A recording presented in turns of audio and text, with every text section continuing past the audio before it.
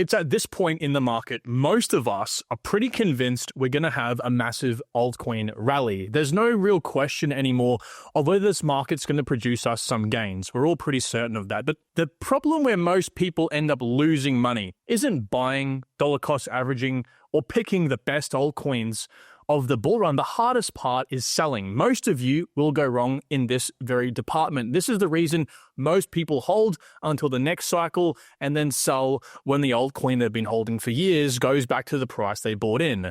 So today, I think this video is extremely important and relevant for the current times to allow us to have a bunch of indicators on when it is time to sell.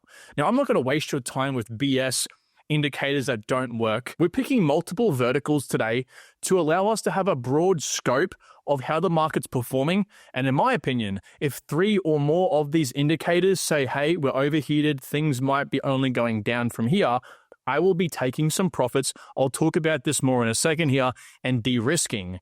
But without knowing these, going in blind, you're running the risk of holding your altcoins for the next bear market. With that being said, guys, make sure you do hit that like button if you find this content enjoyable. Most importantly, though, if you learn something new, it helps me and encourages me to keep making this and diving into the information all for you here. And hit that subscribe button, guys. It's right next door. Believe you me, it's going to save you a lot of time, stress, and make you a lot of money this bull run.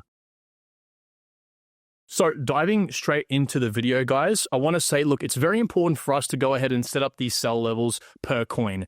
This is an example here with Near Protocol, part of the tools we have in the private community here. And I just want to point out that I think it's critical for us to set these sell levels up in a way where we pretty much make back our cost basis, so how much money we invested in the project, plus 50% of that cost basis as profit before the intended sell target. So in this case, our intended sell target for Near Protocol is $55.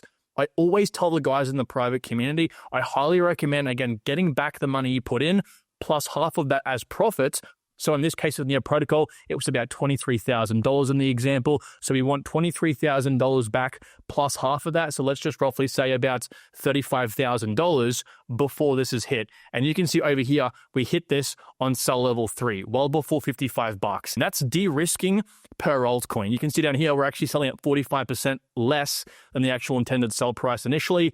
And we do, of course, stagger down. And we're only selling 8% higher than our intended sell target here at $59. And that's great. But looking at individual altcoins, it doesn't tell the full story. These things follow Big Daddy Bitcoin. And at the end of the day, if Bitcoin looks like it's only going to be going downhill from here based on today's indicators, there's no point you waiting for $55 for Near. You may as well take some profits and get the hell out before things get worse. Now, look, many people out there will tell you, many of these influencers will say, guys, wait for a certain price on Bitcoin and then take some profit or get out of the market entirely.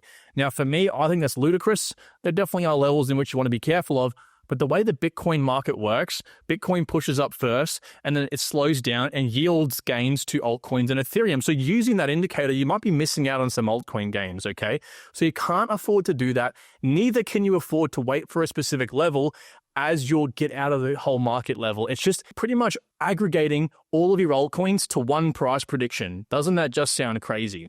Now, we can, of course, track this, and we do in the private community. We track the dominance level, so the alt season waterfall sort of thing in real time. And we also do have a way to track each of the narratives. I'm building this sheet out at the moment, tracking all the different coins in the various narratives to tell us, hey, well, guess what? If, for example, layer 0 is at negative 44% relative strength today, and this thing pops up in the next couple months to like 300% relative strength, we know layer 0 altcoins are at their peak, which means it's probably time to get out. That being set aside, I want to go into some of these things now with the sort of interpretation that there is going to be an altcoin rally, and I think there obviously will be. Bitcoin's down a bit right now, but guys, we're in red over here. We're still on track. Like, we are literally perfect to the 2 previous cycles. I think we'll see something like back here in 2018. Does it go up to the same degree? I can't say for certain, but I do think we'll explore some pretty serious gains in this cycle, diminishing or not. So what are the indicators? Now, again, I want to remind you here, I am using these indicators. I have not picked 5, 6 random indicators here because I felt like just closing my eyes and hoping for the best. I believe these cover a broad range of different verticals in the market. So that pretty much means if I go all in on 5 different indicators that relate to Bitcoin miners, if Bitcoin miners say, hey, the market's overheated, and I pull my coins out, maybe there was a temporary lull in the Bitcoin miner stats, and then things go back up to normal. And guess what? You're the poor bugger that ends up selling all your coins. So looking at a broad range here, we are de-risking on these indicators. So what are the indicators for the most part that I'm eyeing off? We're going to look at holders, okay? So long versus short-term holders, a single aggregate score, global liquidity, on-chain data, so the MVRBZ score, so realized Bitcoin price. Most accurate top 2 indicators I want to pull up here that have time to top the last few cycles to the T, miner revenue and dominance. I'm going to be using these for the next bear market as well. Guys, money's made in the bear. Money isn't made in the bull. It's realized in the bull, but truly made in the bear by buying lows. And so I'll be using these in reverse here very soon as well. So first of all, let's talk about global liquidity. Very briefly, we all know how this works, guys. We have understood now for pretty much the last, I'd say 12 or so months, that Bitcoin actually follows a sort of a 4-year, if you will, liquidity cycle, where of course, when the global liquidity goes up, so does Bitcoin, okay? So does the price of crypto and crypto assets. So we're pretty much looking here to just make sure that when global liquidity starts to really plummet down, we of course can go, okay, maybe global liquidity is topping off here. It's time to maybe just take a step back and think about whether the other indicators have also been met. Back in the previous cycle, when this thing began to tank, that was a pretty well sure guarantee that, hey, things aren't going to be increasing because global liquidity is dropping. And interestingly, this might be a massive bull run because we haven't had this much liquidity in the market for quite some time. Okay, so yeah, there's a few things we can look at here, but of course, the main thing is just ensuring that this is going upwards, trending upwards. It's not the main indicator I'm concerned with today. There are some crypto-specific indicators that I'll touch on for the rest of the video that I would be much more concerned with, at least on the short term. We can look here at the sort of long versus short-term holders. Now, we can look at things like this, right? The short-term holder MVRBZ score, the long-term holder MVRBZ score, but they pretty much have the same sort of results you can see here. So while this is great and while these have pretty much timed the top exactly, I think a much more important chart to look at here is this, the R-HODL ratio chart. Basically just puts these up against each other, and we're directly looking at on-chain data here, okay, for Bitcoin. And you'll notice that every time this has timed the exact top, but when we get into the red area, which we almost got into last time, this is a very big wake-up call for us to maybe look at, let's just say, de-risking. Again, we didn't hit this red zone in the previous cycle, but I firmly do believe that it was because we had a suppressed cycle. So this pits the 1-week holders versus the 1 to 2 year holders against each other. And so that's how we get these clear indicators. And you can see why it's very important for us to use these indicators in reverse for when it's time to buy in the bear. They are great for timing the top and great for buying the bottom, okay? And so all I'm trying to say with the rest of these indicators is, guys, we don't want to be trying to guess where the exact top is. Once we approach the red zone, which we pretty much are now and are in the red zone, it's a pretty decent idea to use one of these and go, is it time to possibly look at our positions and think, again, based on narratives, has our narrative happened yet? Has AI altcoins moved to maybe 1,000% relative strength? Is it time to de-risk and remove some of our possible profit off the table, right? We also have here the MVRBZ score period. This looks at market value versus realized value. We get some pretty interesting numbers here, and this orange line is basically just a standard deviation between those two. We want to make sure that we're not buying in the red zone, essentially, right? We're making sure that once we do punch above, probably a score of 6, that we do use this as a possible overheating indicator. Now, I want to make an important point here, guys. It's pretty interesting how every cycle works out the same. This is definitely the final move up. We notice that here we have a kind of mid-cycle pump every single cycle where we break above the score of 2. Now, I brought you guys this information back when we just had breached the score of 2, and I had said, look, things are going to move up here. This chart, this score right here is very, very accurate in history, at least anyway. So we've broken above the score for a second time here, and every time we do that, we do have that final push up, okay? So mid-cycle push, second time we broke through that, we had the final push. Now, the price cycle top indicator here has been argued as the most accurate top and bottom indicator in history, basically. Now, I want to preface by saying every single indicator is accurate until it's not. Anything could go wrong and prove this, incorrect. That's why we look across a broad spectrum here. And you'll notice that every single time we do have the top, we move into this red indicator here. Okay, the oscillator moves into a score of 1. Okay, and when we're down here, we actually see that we end in the green zone. We see that we actually have a great DCA opportunity in the bear market. All right, so this works on 2 different bands, essentially moving averages. It's pretty simple, really. Now we can see what usually happens in this case is we follow a similar pattern to the MBRBZ score, where we have that mid-cycle pump. If I kind of zoom in here for you, a mid-cycle pump, we come out of a bear market into a contraction, then we expand, and then we contract one final time. So it's an expansion, contraction, expansion until that final push. This happens every single time. And actually, if we come into the current times right now, we've had that expansion, contraction into the mid-cycle pump, and then expansion. And like history has taught us, we will likely begin closing in on that contraction, which will again pin the top. So we are quite a bit off the red zone right now.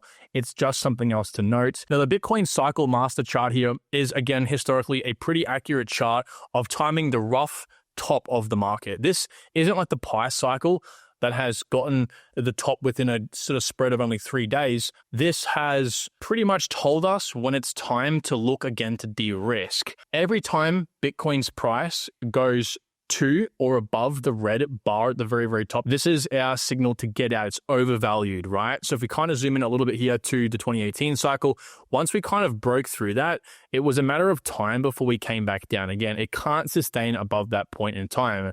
Same thing over here with back in 2021.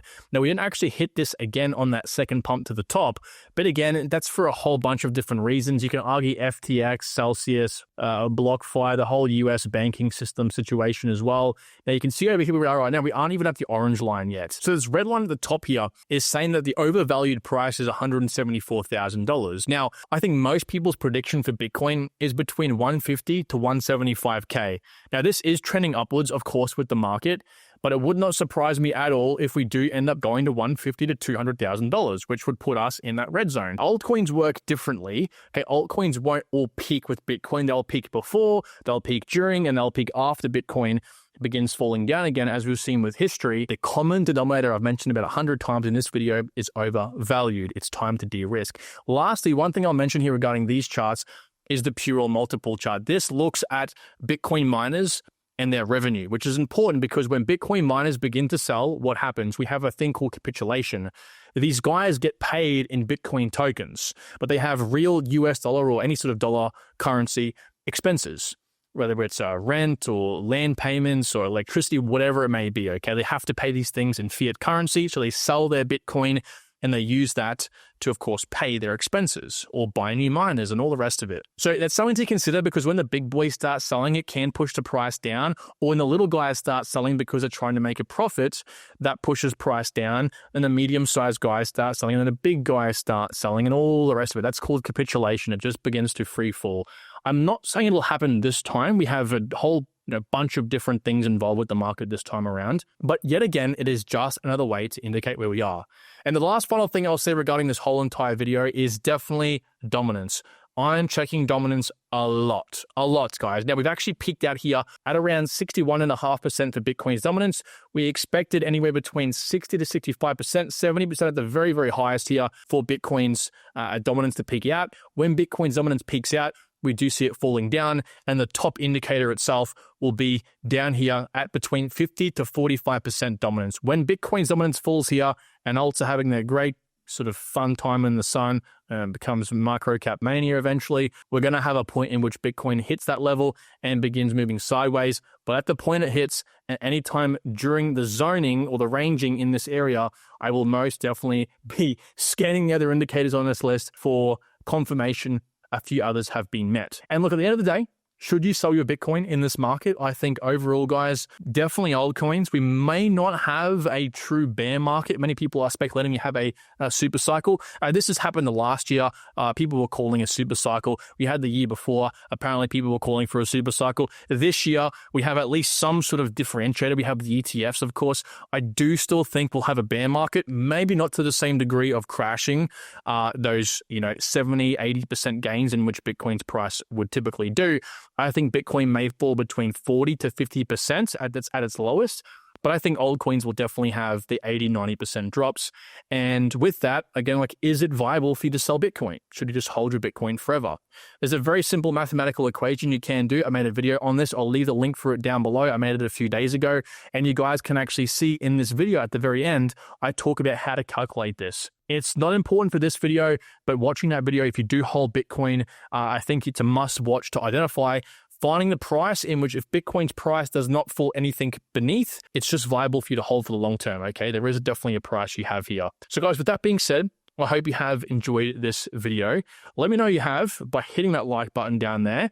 And guys, please make sure you're subscribed. We're going to be covering all of this and more on the channel to make sure you are the most informed when it is the most important. Take good care. Talk to you soon. Bye-bye.